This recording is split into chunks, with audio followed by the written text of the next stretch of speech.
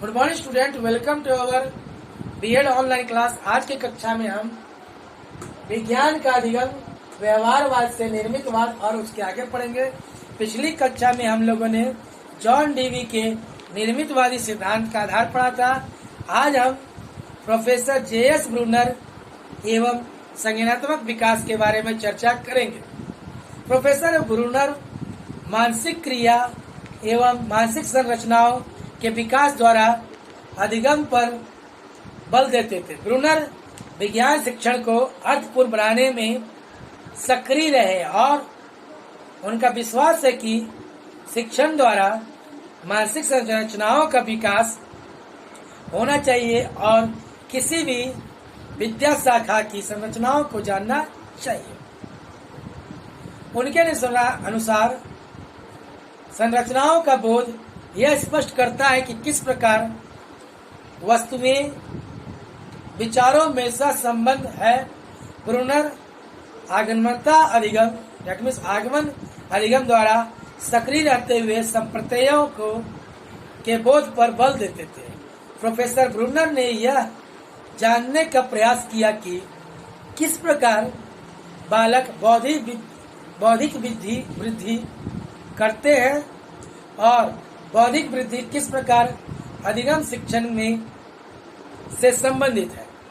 Brunner ने आगमनात्मक अधिगम प्रोत्साहित किया है, जिससे शिक्षण विशिष्ट उदाहरणों से प्रारंभ होकर विषय के समान संप्रत्यय की ओर विकसित होता है। उनका विश्वास है कि बालक सीखने के लिए मानसिक स्तर पर अधिगम के लिए तैयार होना चाहिए। इस प्रकार का अधिगम सुनने से, बोलने से, पढ़ने से, देखने से और चिंतन से घटित होता है।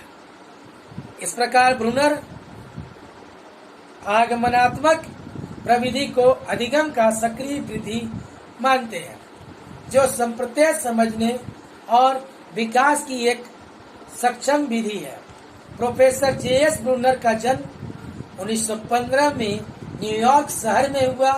उन्होंने 1937 में ड्यूक विश्वविद्यालय से बीए कक्षा उत्तीर्ण किया और 1941 में हार्वर्ड विश्वविद्यालय से पीएचडी की उपाधि प्राप्त की। उन्होंने अपना व्यावसायिक जीवन 1944 में हार्वर्ड विश्वविद्यालय में प्रारंभ किया और वहीं पर 1952 में प्रोफेसर के पद पर आसीन हुए। प्रोफेसर ब्रूनर का कार्य समानता विकासात्मक मनोविज्ञान से जोड़ा जाता है, किंतु उनका योगदान अनेक क्षेत्रों में जैसे मात्रा विषयक, सांस्कृतिक मानव शास्त्र, विज्ञान शिक्षक, बालक बोध आदि है। यह विविधता उनके विभिन्न क्षेत्रों में कार्य करने के कारण है। उनके लेखन का सदैव स्वागत किया गया तथा वह अपने दर्शन को स्पष्ट करने के लिए एक कवि की भांति लिखते हैं तथा वैज्ञानिक की तरह तर्क एवं विवेक देते हैं। उन्होंने हार्वर्ड विश्वविद्यालय में संज्ञानात्मक अध्ययन केंद्र स्थापित किया और अनेक वर्षों से उस कार्य में संलग्न है। प्रारंभ में प्रोफेसर ब्रूनर ने अधिगम पर कार्य किया। इसके पश्चात उन्होंने कार्य क्षेत्र सामाजिक मनोविज्ञान तथा जनता की राय का अध्ययन कर आदि में किया। उन्होंने 1956 में चिंतन एक अध्ययन नामक पुस्तक लिखी और 1960 में the process of education professor Bruner द्वारा प्रस्तुत संज्ञानात्मक विकास के सिद्धांतों का शिक्षा में उपयोग होता है। उन्होंने स्टडीज ऑफ कॉग्निटिव ग्रोथ नामक पुस्तक लिखकर प्रोफेसर पियाजे को समर्पित की। उन्होंने 1971 में दी रिविलेंस ऑफ एजुकेशन नामक पुस्तक लिखी। प्रोफेसर ब्रूनर के योगदान। Contribution of professor Bruner. Professor Bruner ने अधिगम को संज्ञानात्मक परिप्रेक्ष्य में देखा, जिसे साधन अध्यात्मवाद कहा जाता था। उन्होंने अधिगम को अविरोध और संगठित प्रक्रिया माना। उनके अनुसार अधिगम एक सक्रिय प्रक्रिया है जो मात्र घटित नहीं होती। उनके अनुसार जिस विधि में व्यक्ति नवीन सूचना ज्ञान का संचालन करता है और प्रयोग में लाता है, उसे अधिगम कहते हैं। ब्रूनर द्वारा प्रस्तुत किए गए संज्ञानात्मक सिद्धांत: पहला, उद्दीपन से उत्तर की स्वतंत्रता बौद्धिक विकास की विशेषता है। दूसरा, सूचना द्वारा किए गए अथवा भविष्य में किए जाने वाले कार्यों को शब्दों अथवा संकेतों द्वारा व्यक्त करने की विकसित क्षमता में बौद्धिक विकास सम्मिलित है।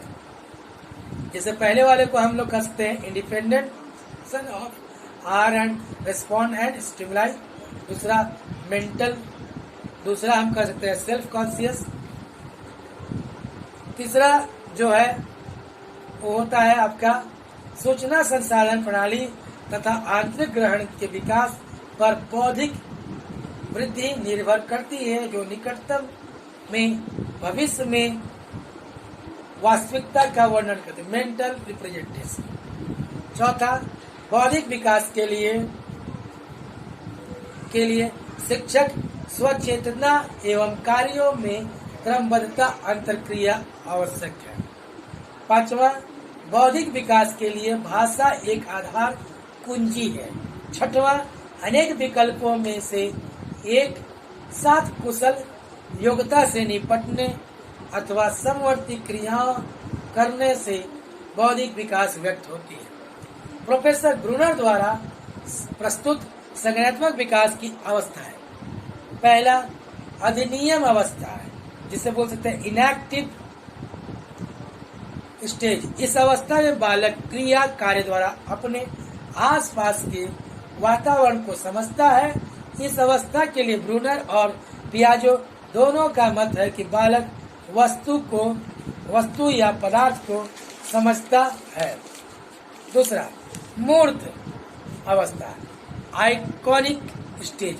इस अवस्था में बालक वास्तविक शक्ति से सूचना ग्रहण करता है। बालक अपने बोधात्मक संचार में रहता है। वह चमक कह सकते हैं, स्पष्टता, शोर तथा गति से प्रभावित होता है। प्रोफेसर पियाजे की पूर्व संकार्य अवस्था इस अवस्था के समकक्ष है। प्रतीकात्मक अवस्था, जैसे कहते हैं सिंबॉलिक स्टेज। इस अवस्था में अधिक अचिंतन क्रिया तथा बोधात्मक प्रक्रिया संकेतात्मक प्रणाली को स्थान देती है। इसमें भाषा, तर्क, तार्किक तथा गणितीय योग्यता काम में आती है। अगली कक्षा में हम ब्रूनर द्वारा दिए गए अनुदेशन सिद्धांत को पढ़ेंगे। धन्यवाद।